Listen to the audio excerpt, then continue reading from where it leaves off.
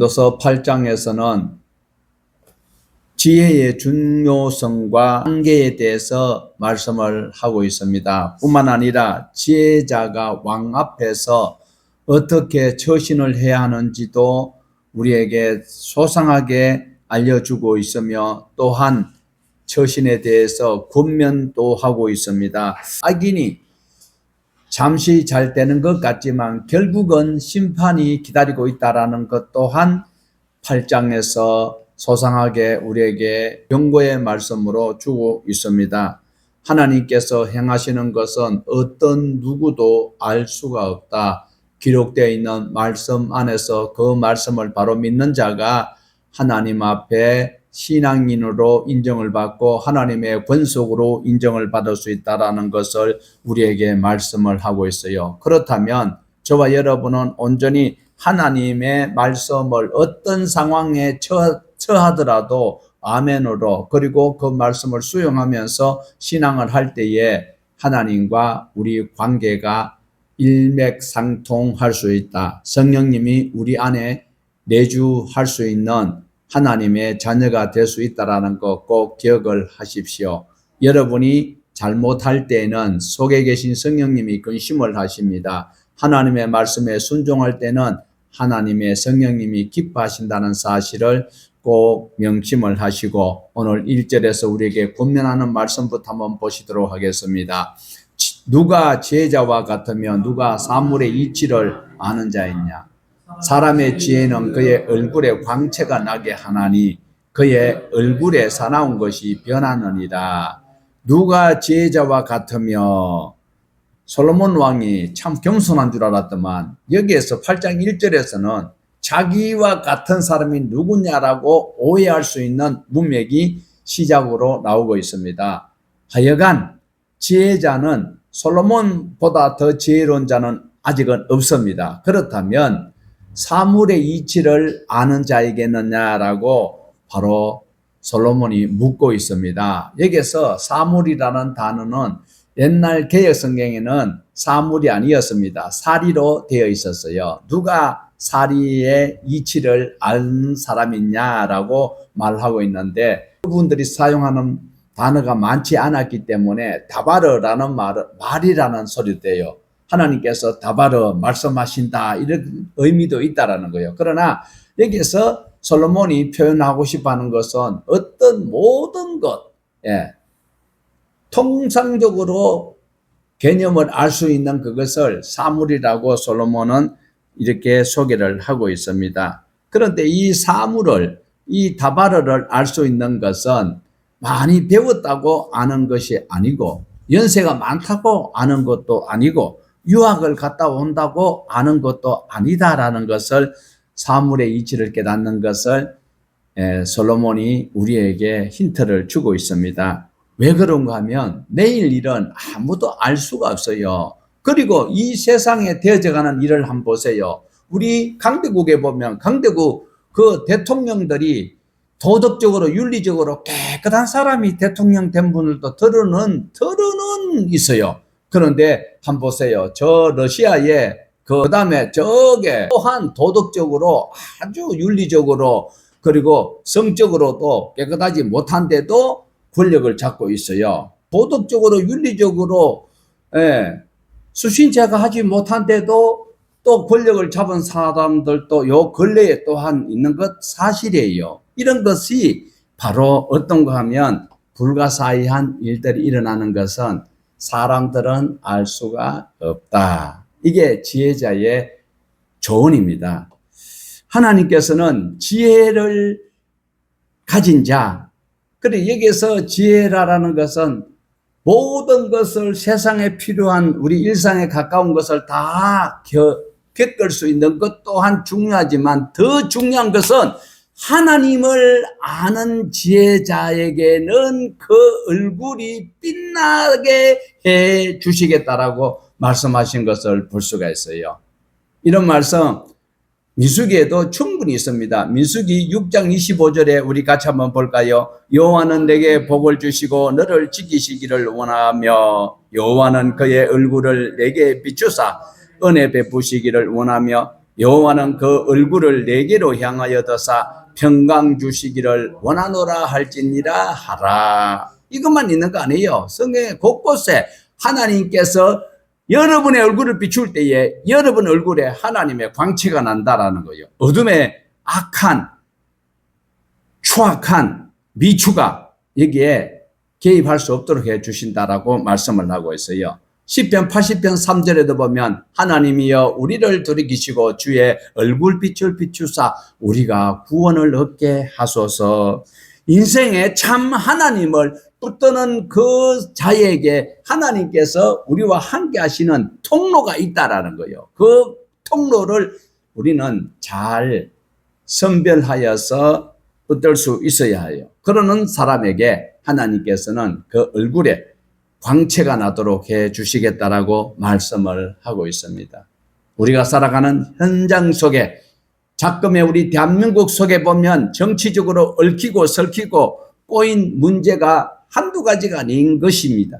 이런 가운데서도 왜곡되고 그리고 어긋나는 모든 일들 가운데서도 절망할 수밖에 없고 그리고 이 상황 앞에 삶의 그 모든 현장에 도저히 이해가 안 되고 납득이 안 되는 이런 일들이 우리 앞에 수없이 있고 이해가 될 수 없는 현장이 내 앞에 도래한다 할 때에 나는 하나님의 말씀 안에서 굳건히 신앙의 태도를 붙들어야 할 것인지 아니면 환경에 편성하여서 눈치껏 감고 거기에서 주는 혜택을 누리며 불의를 묵인하고 동참하는 자가 될 것인지 여러분 결단입니다. 선악을 알게 하는 과일을 따먹을 수도 있고 안 따먹을 수도 있어요. 순종할 수도 있고 불순종할 수도 있는 선택이 여러분에게 있습니다.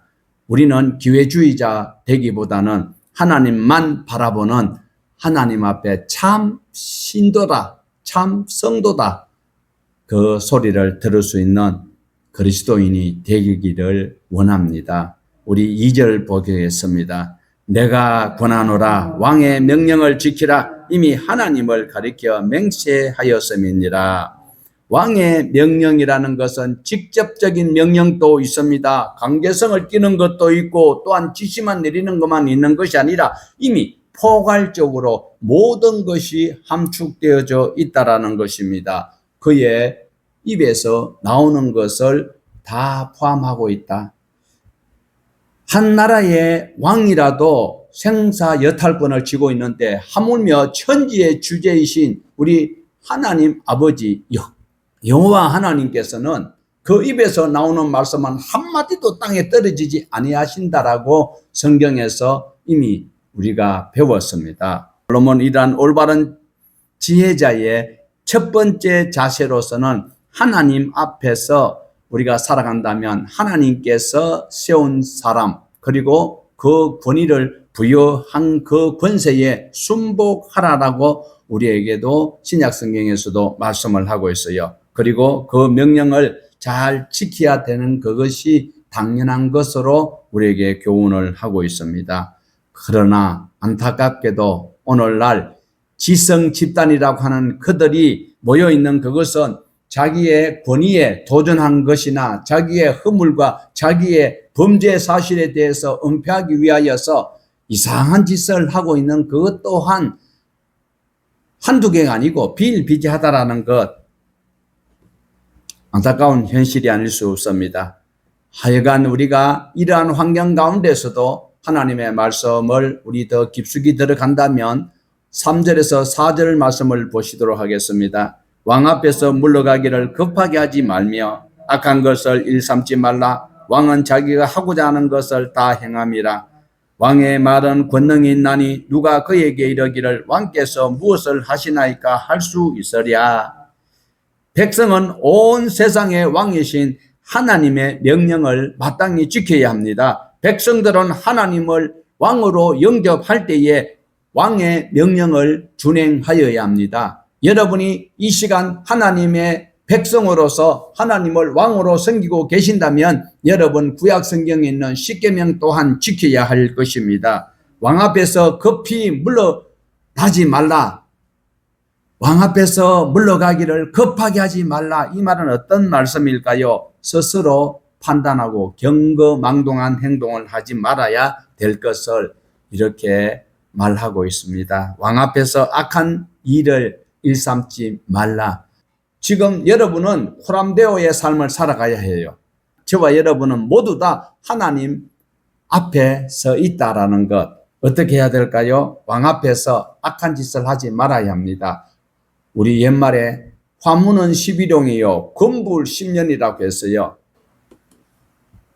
우리가 살아가면서 순간의 이익 때문에 눈치 그 감고 다음에 회개하면 되지 이러면서 악한 짓을 하지 말라라는 것을 우리에게 솔로몬이 경험했던 것을 일러주고 있습니다. 왕은 자기가 하고자 하는 것을 못할 일이 없어요. 다 할 수 있어요. 하지만 정말 왕이신 하나님은 우리를 지옥에도 보내고 천국에도 보낼 수 있는 그분을 우리는 두려워할 수 있어야 한다. 그 하나님 앞에 자기가 죄를 지어놓고 대부분 우리 기독교인들이 실수를 많이 하는 것이 하나님 어찌 이럴 수가 있습니까?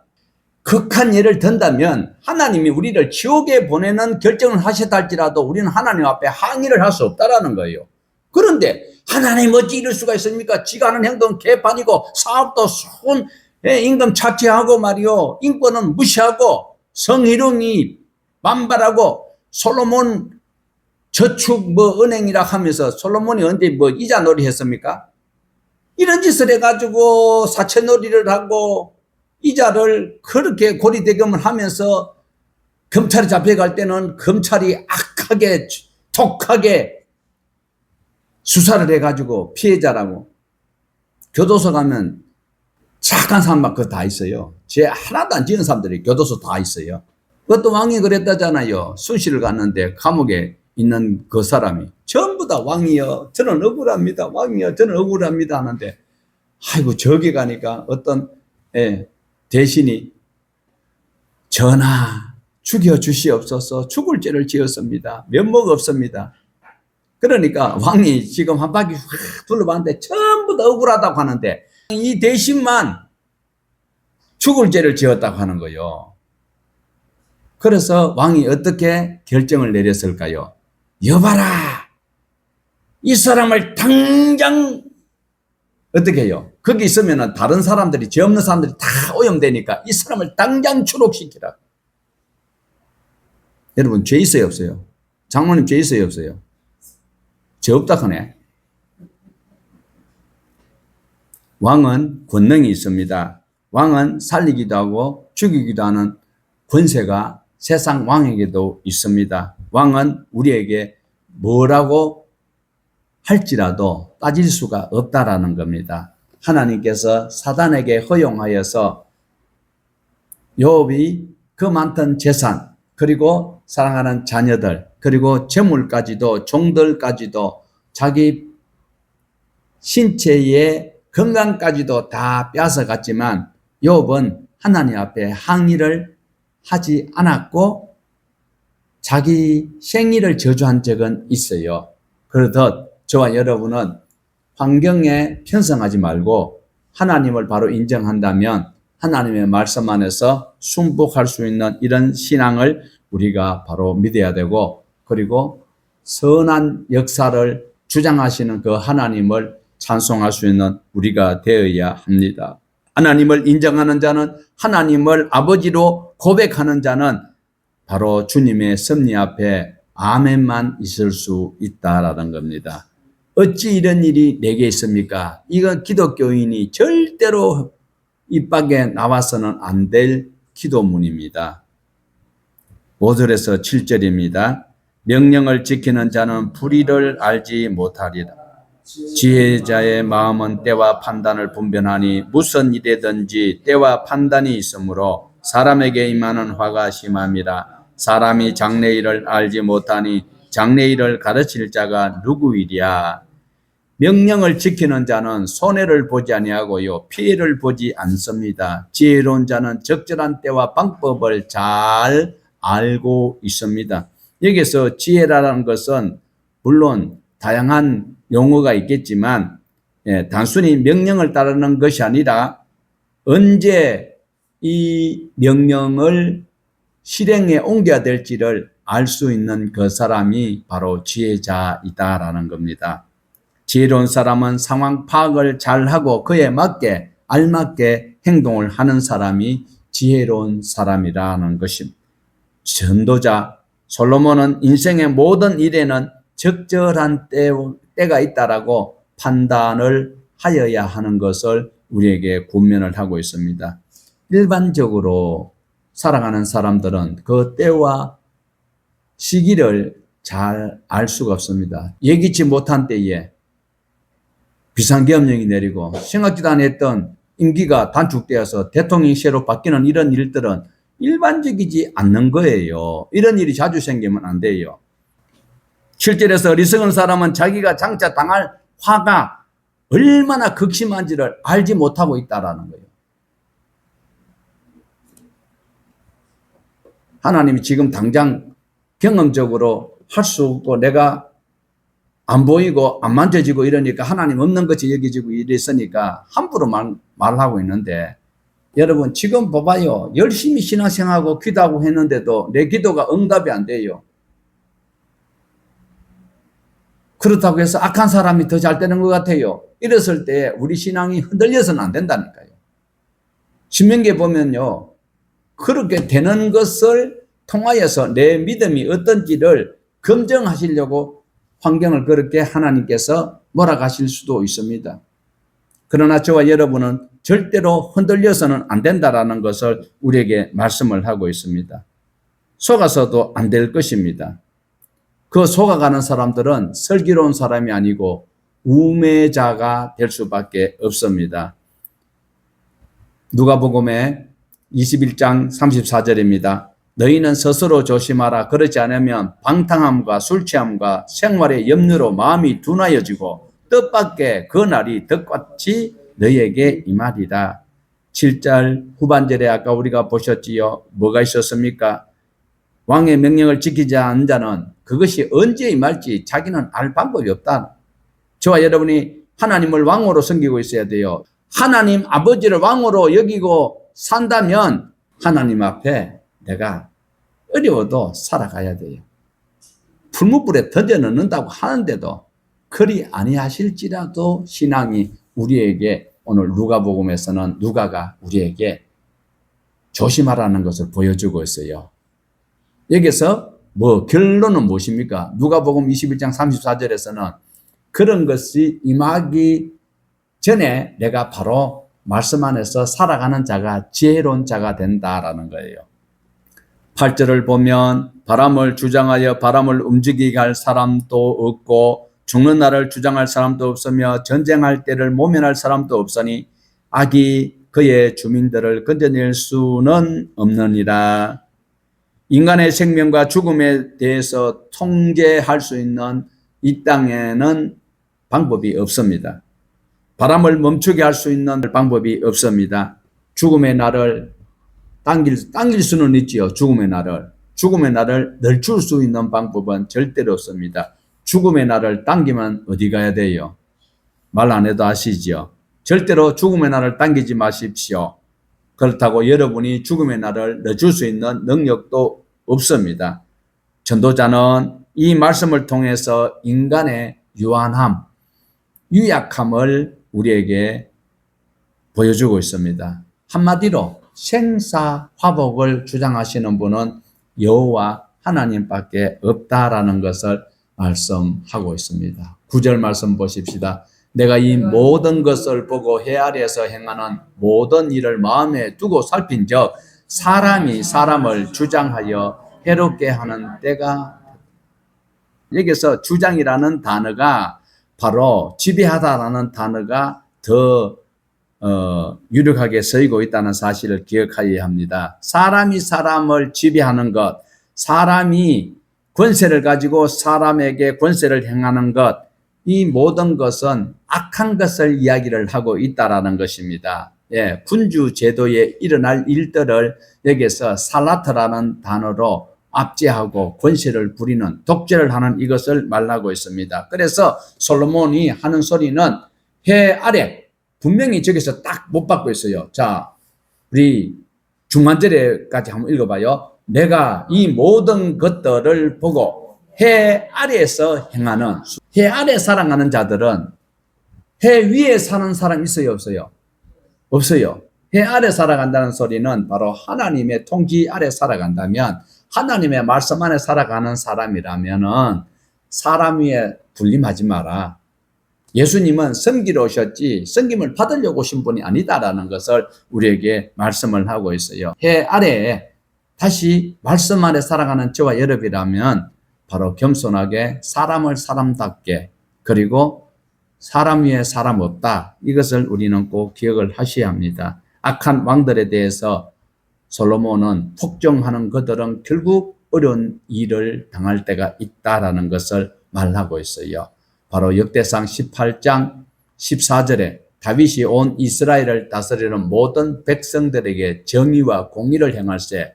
다윗은요, 억압 안 했어요. 여기서 보세요. 이스라엘을 다스려 모든 백성에게 공의와 정의를 행할, 이런 사람은 폭정을 행하는 사람이 아니다라는. 자, 본문 10절을 보십시다. 그런 후에 내가 본즉 악인들은 장사 지낸 바 되어 거룩한 곳을 떠나 그들이 그렇게 행한 성읍 안에서 잊어버린 바 되었으니 이것도 헛되도다. 세상에서 흔히 볼 수 있는 것은 의인의 형통과 악인의 고난이라는 것이 정답이어야 하는데 이게 잘못되고 있다라는 거예요.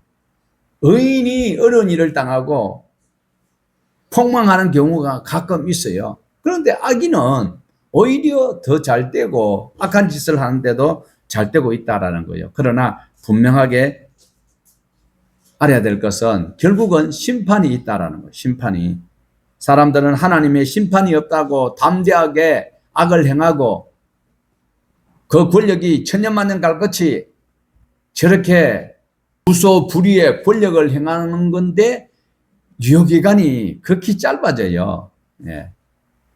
죄인은 100번이나 악을 행하고도 장수하는 경우가 있습니다. 악한 자들은 말년까지 편안하게 보내다가 평안히 죽어 무덤도 호화찬란하게 만드는 자들도 간혹 있어요. 그런 것 때문에 우리가 시험이 될 수도 있다라는 겁니다. 오히려 어려운 삶을 살고, 참 보세요. 나라를 위해서 옛날에 독립운동하던 그 후손들이요, 고국에 못 들어오고 저 이역만리 타국에서 지금 고려인들 한번 보세요. 이런 분들 얼마나 어렵게 살고 있는지 그에 대해서 누구도 뭐 광복절이나 돼야 뭐 광복해서 뭐 그런 사람들 언급하지, 거의 잊어버리고 살아가는 이것이 바로 헛되다다.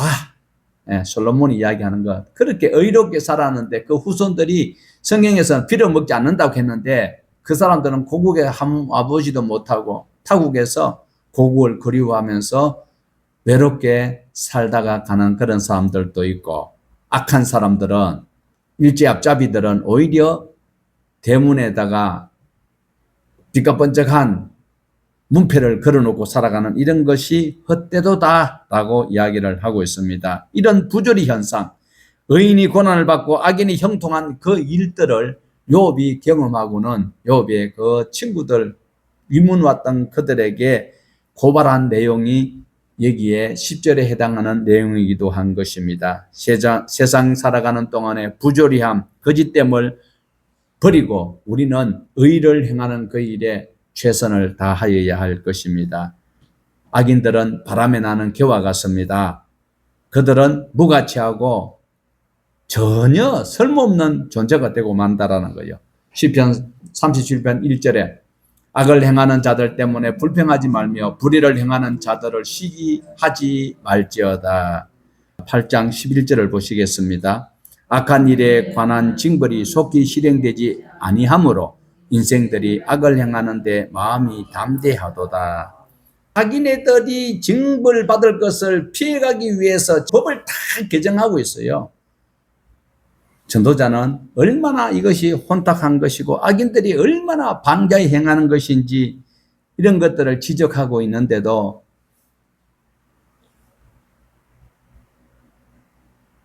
악인들은 점점 교활해져서 법을 행하되 동시에 자신들이 빠져나갈 통로를 만들기 위해서 다수의 힘을 가지고 수단과 방법을 가리지 아니하고 통로를 개설을 하고 있는 이 불행이 담대하게 행하고 있다는 사실입니다. 권력을 지닌 자나 엄청난 부를 소유한 자들이 자기의 힘과 그 금권을 가지고 마음대로 하고 탈선을 하고 그리고 악행을 저지르기도 한다라는 겁니다. 그렇지만 로마서 2장 4절에 혹 내가 하나님의 인자하심이 너를 인도하여 회개하게 하심을 알지 못하여 그 인자하심과 용납하심이 길이 참으심이 풍성함을 멸시하느냐. 무슨 말씀입니까? 즉각 심판 안 한다고 괜찮은 줄로 착각하면 안 된다라는 것을 우리에게 위로의 말씀으로 주고 있어요. 그래서 성경을 한 구절만, 한 군데만 보면 안 된다니까. 로마서에 가면 하나님께서 다 알고 계시는데 그걸 당장 심판하는 것이 아니라 조금 오래 기다린다고 너 하나님을 오해하지 마라. 오래 참으시는 그 하나님의 풍성함을 멸시하면 이건 지옥 가야 될 사람들이지요. 또 그것을 오해하여서 자기 것으로 여기면 이것 또한 큰 병폐가 아닐 수 없습니다. 자, 우리 8장 12절에서 13절입니다.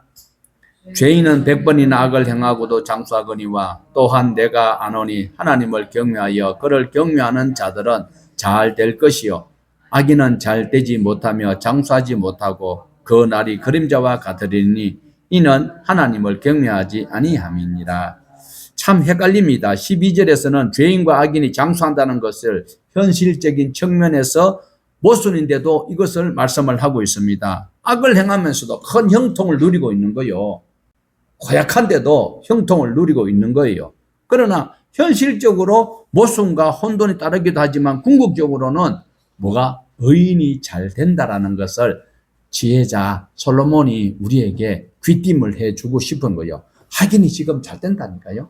그런데 결국은 의인이 잘 돼. 이 소리를 솔로몬이 우리에게 귀띔을 해주고 있습니다. 13절에서 악인이 잘 되지 못하며 장수하지 못한다는 그 내용과 12절에 이 내용은 모순되는 것 같지만 결국은 하나님을 경외함에 있다라는 것을 끌고 가기 위한 솔로몬의 아주 시적인 이런 표현이다라고 볼 수가 있습니다. 한마디로 전도자는 인생의 가치가 다른 데 있는 것이 아니고 하나님을 경외하느냐 하지 않느냐에 있다라는 것을 우리에게 꼭 짚어서 보여주고 있습니다. 죄인이 100번이나 악을 행하고도 장수한다. 이거 정말 천인공노할 일이 아닐 수 없어요. 그런데 솔로몬이 결국 하시는 말씀은 하나님을 경외하면 위로를 얻을 것이요 웃을 수가 있을 것이요 감사의 찬송을 부를 수 있다. 이것을 무시하는 두 부류를 솔로몬이 구분하여서 말씀을 하고 있습니다. 사람들을 결정하는 그 기준이 바로 믿느냐 믿지 않느냐 그리고 악한 가운데 있느냐 선한 가운데 있느냐 이것을 구분하여서 우리는 바로 믿음의 사람들을 성도라고 하고 그 악의 부류 또한 선하고 착한데도 하나님을 거절하는 자들을 우리는 악한 자의 일반 사람의 분류를 할 수 있습니다. 자, 14절에서 15절입니다. 세상에서 행해지는 헛된 일이 있나니 곧 악인들의 행위에 따라 벌을 받는 의인들도 있고 의인들의 행위에 따라 상을 받는 악인들도 있다는 것이라 내가 이르노니 이것도 헛되도다. 이에 내가 희락을 찬양하노니 이는 사람이 먹고 마시고 즐거워하는 것보다 더 나은 것이 해 아래에는 없습니다.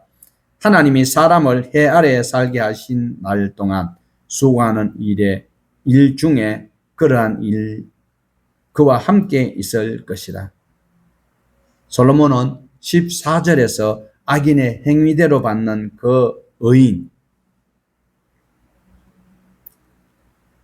의인이 받아야 될 행위인데 악인이 받고 있다라는 것. 그리고 의인이 행위대로 악인이 받는 처벌을 받는 이것이 기가 막히다라는 말씀을 하고 있어요. 그리고 15절에서는 희락을 칭찬하면서 사람이 먹고 마시고 즐거워하는 모든 것이 헛되고 부조리한 세상 가운데 가장 나은 일이다. 그래, 먹고 마시고 즐기는 그것이 이 세상에서 이상한 불의한 일이 생기고 있는 거요. 어떤 누구는 또 뭐 청와대에서 나와가지고 용산에 갔는데 또 다시 또 그 들어간다는 이런 일들이 있는 것 있든지 말든지 저와 여러분 오늘 낮에 맛있는 음식을 먹을 때는 잊어버릴 수 있도록 하는 이것이 하나님께서 우리에게 주신 희락이라는 거예요.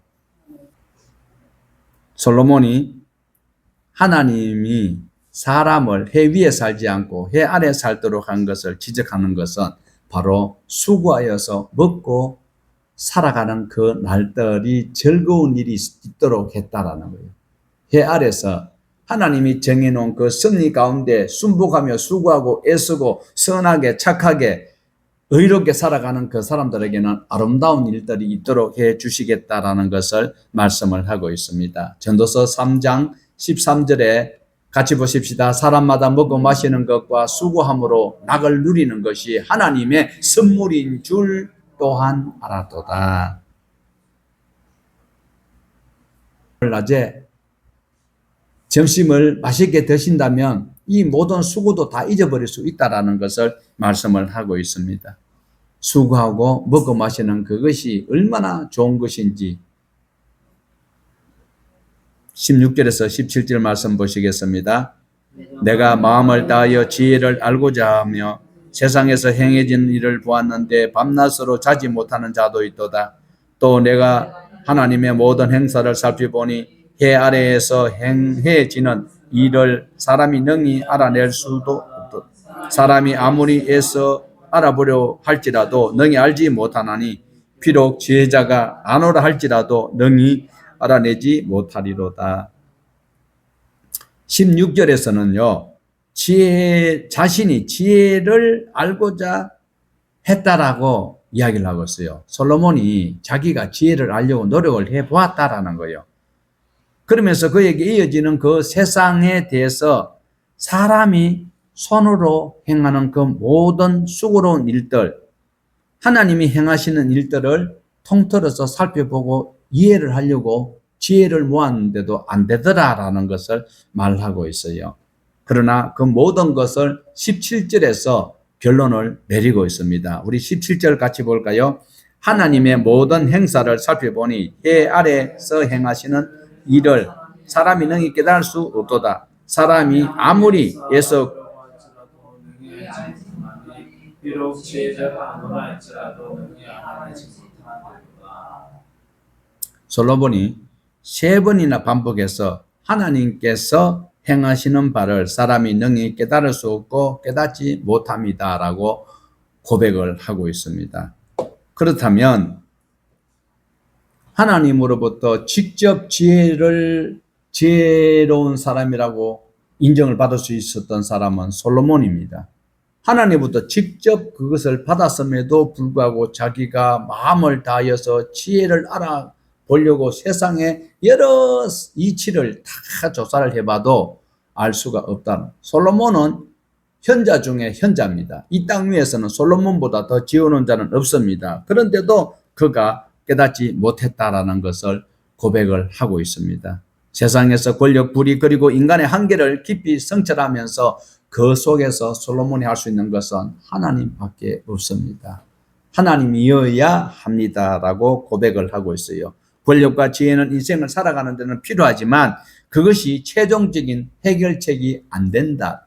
죄를 없이 할 수 없고 천국에 갈 수 있도록 하는 것은 아니다. 권력이, 권세가 이 땅에 살아가는 동안에는 굉장히 유익할 수 있어요. 그렇지만 하나님의 나라에 가는 데는 상당한 검증을 거쳐야 된다라는 것입니다. 오직 하나님만이 인생의 모든 문제를 해결할 수 있고 하나님께서 하신 말씀대로 살아가는 자만이 하나님께서 예배해 놓으신 그곳에 갈 수 있는 자격이 주어짐을 여러분은 믿으시기를 바랍니다. 세상의 불의와 악인의 형통함을 보면서 우리 마음속에 여러 가지 분이 일어날 때도 있어요. 하지만 그런 것들을 다 성경에 있으니까 잠재우고 하나님의 때를 기다릴 수 있는 저와 여러분 되셔서 하나님께서 그래 잘했다. 나도 안다. 이 소리에 위로받으시고 승리할 수 있는 모두가 되기를 주님의 이름으로 축복합니다.